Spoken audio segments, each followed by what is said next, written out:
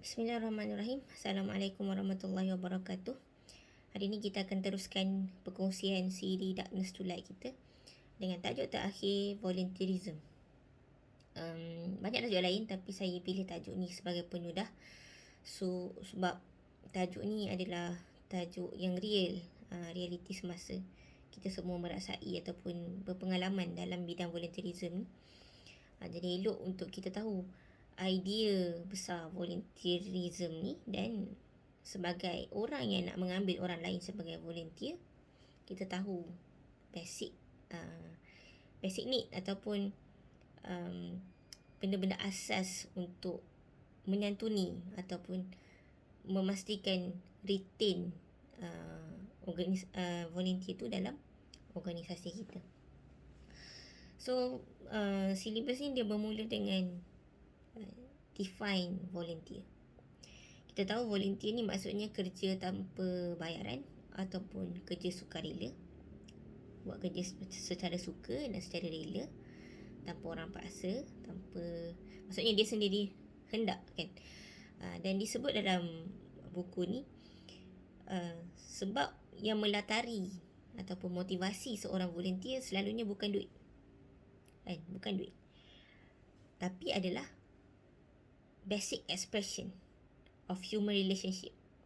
So, tempat manusia mengekspres hubungan sesama manusia.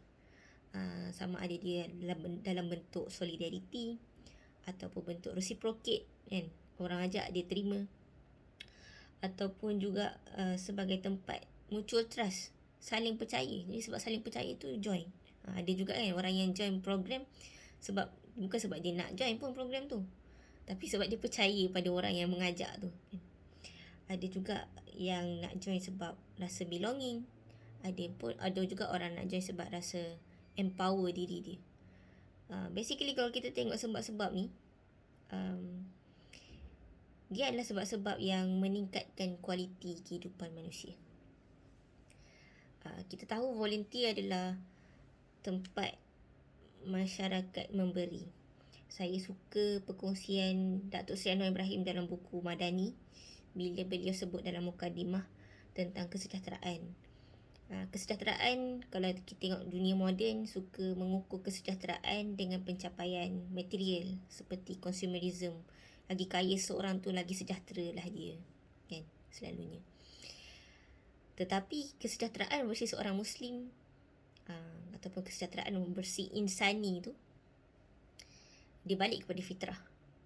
Semakin kita memberi dan semakin kita puas dalam memberi, rasa puas tu dalam kerja memberi itulah memberi kesejahteraan, bukan hanya kepada orang itu yang melakukan, tapi juga kepada masyarakat yang menerima manfaat daripada kerja itu. Itulah kesejahteraan yang sustainable, kesejahteraan yang mampan, yang difikirkan dalam idea besar Madani. Jadi volunteer ni adalah elemen penting dalam masyarakat, kan. Idea besarnya sangat penting dalam memperbaiki kualiti hidup masyarakat, memperbaiki kualiti manusia itu sendiri. Kita nak pergi kepada 9 benda yang disebut sebagai 9 potential benefits of volunteering. Kita akan pergi secara laju lah, insyaAllah.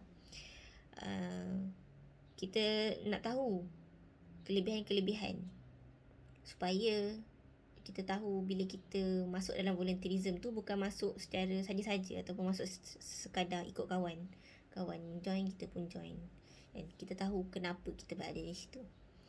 Yang pertama, gaining relevant work experience. Ada benda yang kita tak dapat peluang pengalaman dalam dunia pekerjaan kita ataupun dalam bidang kita. Jadi kat mana kita nak cari pengalaman tu?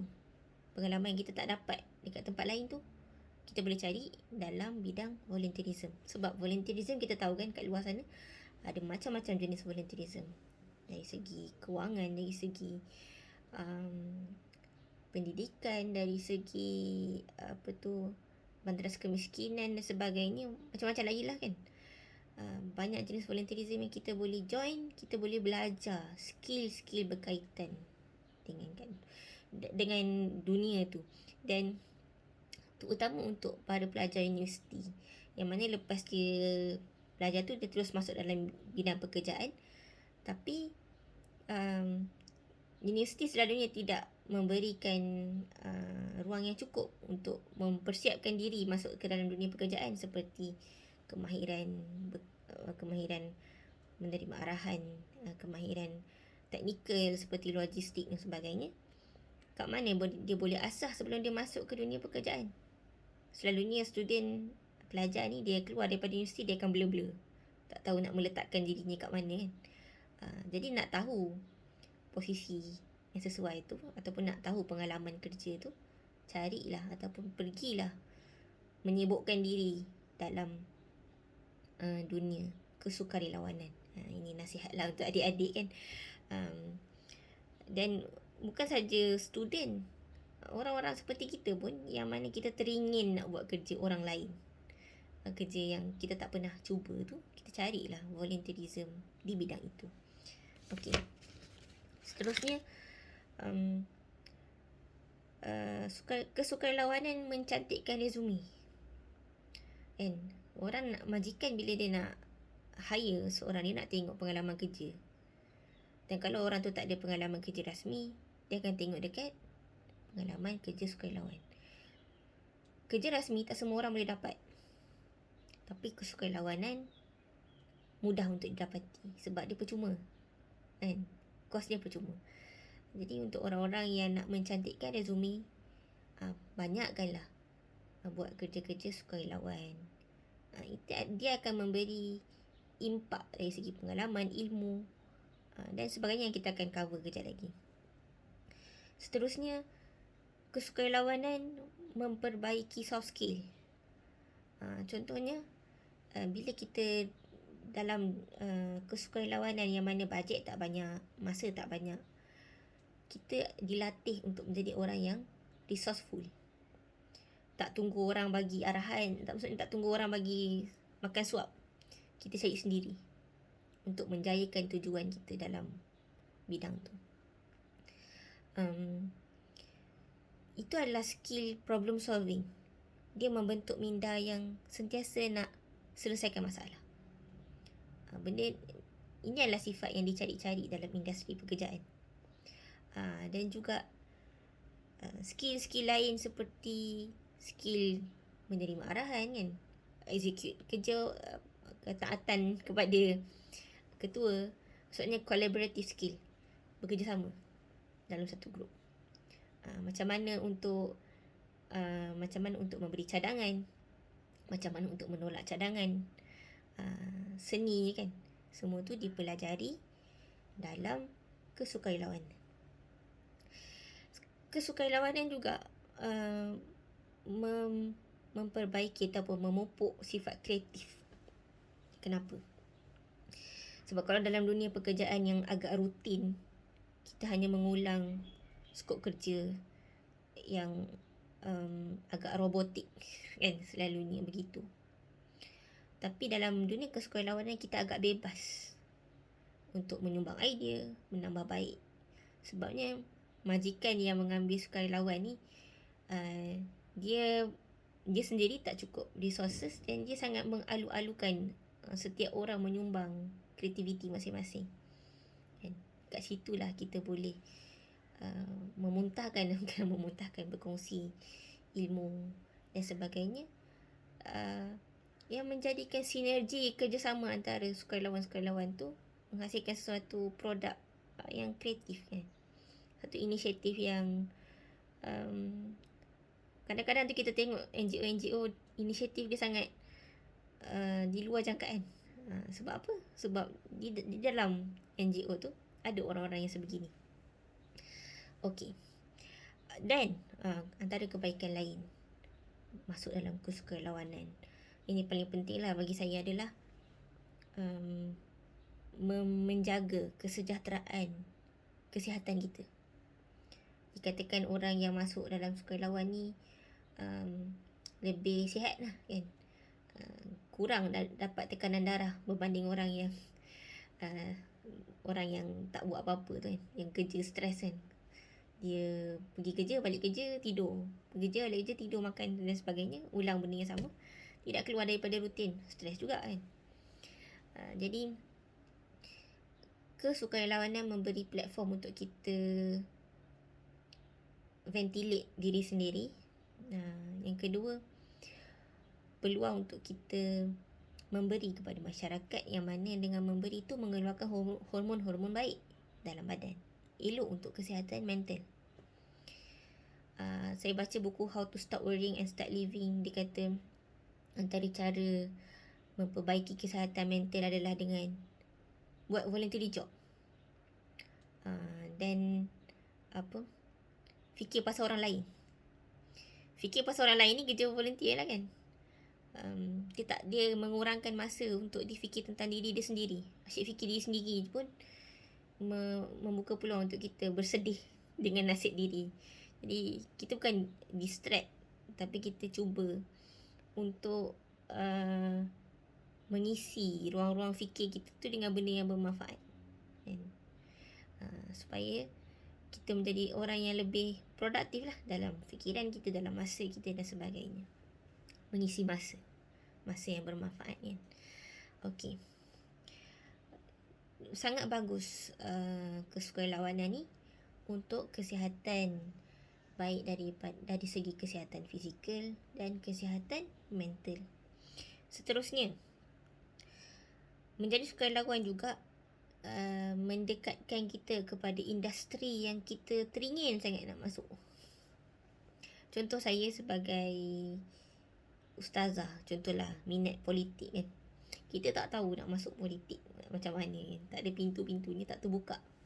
Kat mana kita nak mendekati industri seperti itu ataupun mendekati bidang-bidang yang kita minat, kita masuk bidang sukarelawan yang berkaitan dengan industri tu. Contohnya waktu pilihan raya, pergilah masuk jadi mencula undi ke kan. Dan sebagainya. Maksudnya dia memberi ruang. Kita tak tahu nak cari ruang tu secara rasmi, tapi kita boleh cari ruang tu secara tidak rasmi. Okey. Seterusnya, dengan menjadi sukarelawan juga kita membuka perspektif hidup, menambah falsafah hidup kan, ataupun membuka sarwa pandang yang lebih besar. Kita akan jumpa ramai orang dengan orang daripada latar belakang yang pelbagai, umur yang pelbagai, kita mendengar nasihat yang pelbagai, ilmu yang pelbagai, ahli yang pelbagai. Dia menambah cara fikir ataupun menambah membuka pandangan kita daripada berada di bawah tempurung, kan? Contohnya saya ustazah, kalau saya berada bersama ustazah saja sepanjang hidup saya akan seputar itu, kan? Berputar yang sama. Tapi kalau kita bergaul dengan orang yang pelbagai bidang dan sebagainya, dia memberi peluang untuk kita menambah sisi pandang yang berbeza, yang kita tak pernah pun kadang-kadang tu diizinkan untuk explore, kan? Di dalam sukarelawanan tu ada peluang-peluang begitu. Kita pun tengok kan dalam NGO ada banyak expertise. Kadang-kadang tu dalam NGO tu ada orang daripada oil and gas, ada orang daripada businessman. Semua pakat masuk dalam takungan yang sama sebab dengan tujuan yang sama. Tapi bidang kepakaran beza-beza. Jadi saling memberi dan saling saya suka pakai perkataan sinergi, kan? Bersinergi dalam background masing-masing tu menambah perspektif hidup seseorang. Seterusnya, kesukarelawanan mengizinkan kita menambah jaringan kenalan. Bukan sekadar kenalan ukhuwah, ya, alhamdulillah ukhuwah tu memang ada. Seterusnya kenalan bisnes, kenalan macam pekerjaan, kan? Orang tu boleh advise kita, dan kemungkinan orang tu akan recommend kita kepada orang lain yang dia kenal, yang dia tahu perlukan expertise kita, ataupun share klien dan sebagainya. Benda tu berlaku tanpa kita sedar pun. Seterusnya, kesukarelawanan juga adalah tempat yang baik untuk mencuba-cuba, kan? Testing minat kita tu kepada satu bidang. Contohnya kita nak tahu, kita rasa kita minat, tapi kita tak tahu sejauh mana kita punya kepakaran dan sejauh mana kita minat. Kita nak cuba kita punya minat dan kepakaran ni dalam bidang rasmi ataupun benda yang berbayar, agak mahal ataupun agak tertutup. Jadi kita test lah kita punya minat dan kepakaran ni dalam kesukarelawanan. Test dulu. Sejauh mana, apa lagi boleh baiki. Betulkah aku minat? Sejauh mana aku minat? Test dulu dalam sukarelawan. Sebab sukarelawan selalunya tak ada kos, kan? Selalunya free. Dan selalunya terbuka untuk kita belajar. Ruang untuk belajar tu lagi banyak berbanding dengan pekerjaan rasmi dan sebagainya. Dan yang paling penting adalah volunteerism adalah tempat kita membantu orang lain. Kita tahu dalam agama ni seruan untuk membantu orang lain tu sangat besar. Bukalah hadis Al-Quran semua kan menekankan tentang kebaikan membantu orang lain. Antara kebaikan adalah melembutkan hati. Ada seorang sahabat tu dia mengadu kat Rasulullah, hati dia keras. Rasulullah kata nak tak lembutkan hati. Kata nak lembutkan hati, Rasulullah kata pergi usap kepala anak yatim, pergi bagi makan orang lapar. Memberi, kan? Memberi melembutkan hati. Dan Allah kata dalam sebuah hadis, Rasulullah SAW bersabda, Allah sentiasa menolong hamba-Nya selagi mana seorang hamba tu menolong hamba-Nya yang lain.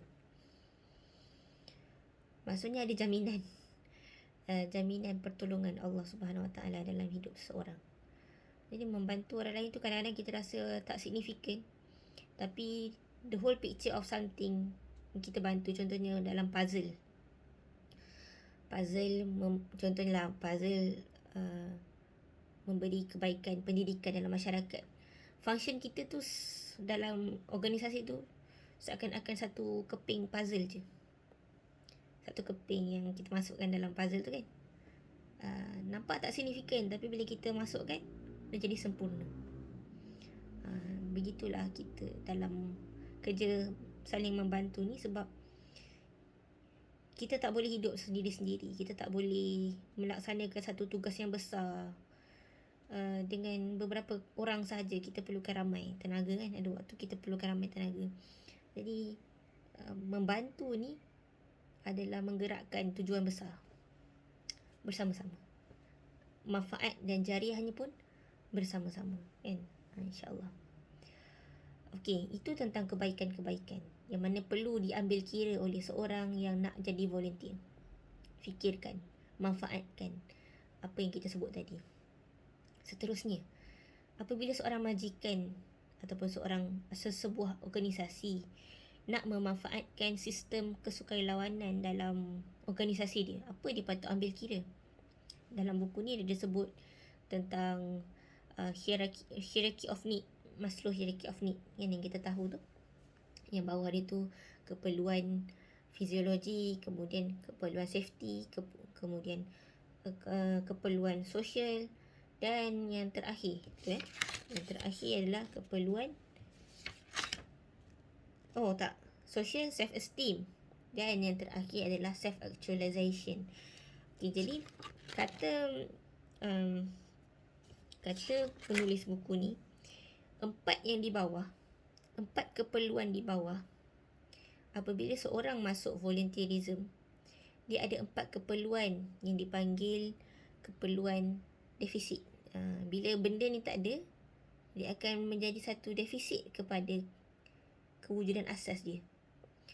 Yang pertama, keperluan fiziologi, keperluan badan, fizikal, makan, minum. Kan? Kalau kita ajak orang join program kita tapi kita biar dia lapar, tak sarapan, macam mana nak join? Kan?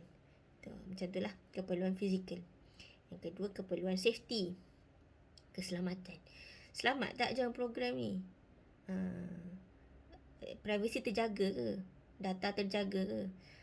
Itu pun orang ambil kira juga kan, nak join program kita. Kadang-kadang kita ambil gambar dia, kita share merata-rata, sedangkan dia tak nak gambar tu di share merata-rata. Itu pun perlu diambil kira. Seterusnya, keperluan sosial.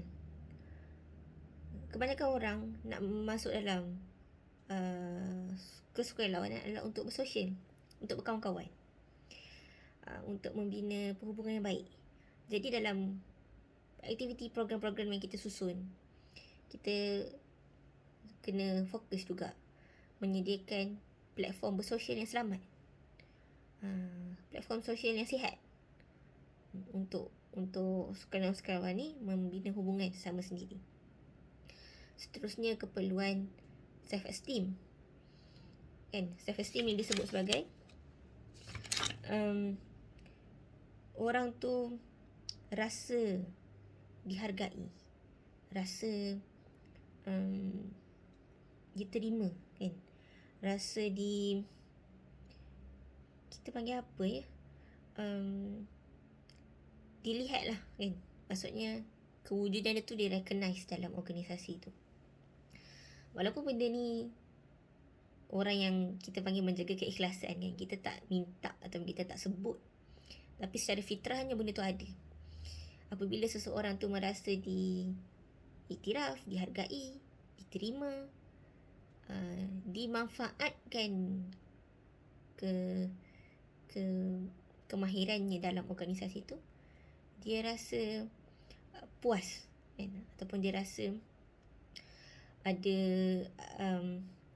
kita sebut apa ya, dia rasa self-esteem tu wujud ataupun terbina di situ. Self-esteem dia terbina dalam organisasi tu. Apa maksud self-esteem? Tu boleh didefinisikan, kan. Merasa diri kita wujud lah, basically. Kalau tak, kita masuk dan kita keluar tu sama macam tak ada pun orang ni, kan. Jadi kita perlu memberi ruang dalam program-program kesukarelawanan kita tu untuk seseorang tu menjadi dirinya, ataupun seseorang tu merasa dihargai. Kita berikan dia ruang peran serta, berpartisipasi, mengikut kemahiran dia, mengikut kemampuannya. Jangan kita bagi benda yang dia tak mampu, membuatkan dia lagi down, kan. Begitulah. Dan yang terakhir, bila yang keempat, yang keperluan-keperluan yang empat tu settle, barulah kita pergi kepada yang puncak terakhir piramid tu, iaitu self-actualization. Puncak yang terakhir inilah yang kita sebut sebagai ikhlas lillahi ta'ala, yang dia dah tak kisah dah orang tu tak bagi apa pun tak apa, tak recognize pun tak apa, tak hargai pun tak apa, aku datang sini untuk Allah Ta'ala je. Maksudnya keikhlasan yang tu bila orang tu dah mengenal dirinya sepenuhnya. Dia self-actualization ni apabila dia kita panggil menjadi diri dia sepenuhnya lah, kan. Dia dapat mengekspresikan diri dia. Maksudnya dia tahu diri dia dekat situ. Dan selalunya orang yang mencapai self-actualization ni apabila keperluan-keperluan asas yang kita panggil deficiency needs tadi tu telah dipenuhi. Dan self-actualization ni basically ataupun secara asasnya adalah growth need. Seorang untuk dia menjadi memajukan diri dia, dia perlukan self-actualization. Dia nak growth ni, dia nak develop diri dia setapak demi setapak lagi, dia kena ada self-actualization, kan. Jadi kita boleh fikirkan lagi lah self-actualization ni apa, kan. Boleh dibincangkan lagi. Selalunya yang masuk dalam NGO yang lead ni, dia adalah self-actualization ni, kan. Terutama bila dalam satu organisasi tu pakcik-pakcik, makcik-makcik yang dah lebih berusia, dia dah ada semua benda, dia dah kenal diri dia siapa, so dia masuk tu dengan sepenuh confident. Itulah yang kita panggil self-actualization, kan. Dia sangat enthusiasm dia dalam kerja dia tu at the very high level, dia dah tak fikir benda lain. Okay. Jadi macam saya sebut tadi, orang yang nak mereka satu sistem kesukarelawanan.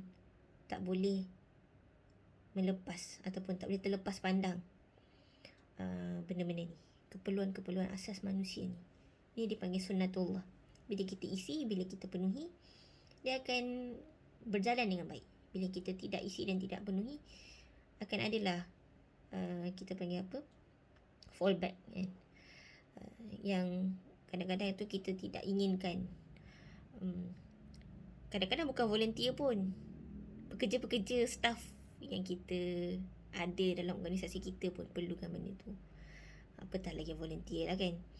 So semua projek, semua yang kita strategi kan, perlu sesuai dengan percentage orang-orang yang datang kepada kita dengan keperluan-keperluan pelbagai. Kita tengok kita rekrut orang masuk dalam volunteering group kita. Kita tengok mereka ni ada keperluan-keperluan pelbagai. Tak semua orang datang dia dah boleh self-actualize diri dia. Tak semua orang datang dengan self-esteem. Dan tak semua orang datang dengan rasa selamat. Jadi kita kena cater dulu yang basic-basic tu sebelum yang teratas sekali. Kita tak boleh buat satu event lepas tu kita expect semua orang bagi komitmen 100%. Sebab orang yang boleh bagi komitmen 100% ni dia dah self-actualize kan. Basic-basic dia yang lain tu dia dah settle. So kena sesuai dan kita kena expect return tu sesuai dengan percentage yang ada. Cantiklah cara disusun. Dan eloknya macam mana kita nak tahu percentage rekrutmen tu, kita kena interview lah. Dalam interview kita, soalan-soalan yang kita berikan sesuai lah dengan Maslow hierarchy of needs tadi. Okay. Jadi saya harap sangat untuk saya sendirilah sebenarnya saya kongsi ni untuk keperluan saya. Saya pun hidup dalam dunia volunteerism juga. Saya perlu memahamkan diri sendiri. Dan saya harap perkongsian ni bermanfaat untuk orang lain. InsyaAllah ada komen, ada pertambahan, ada sombong saran, boleh komen di bawah di bahagian komen. InsyaAllah kita boleh besarkan lagi diskusi kita. Sampai ketemu lagi. Assalamualaikum warahmatullahi wabarakatuh.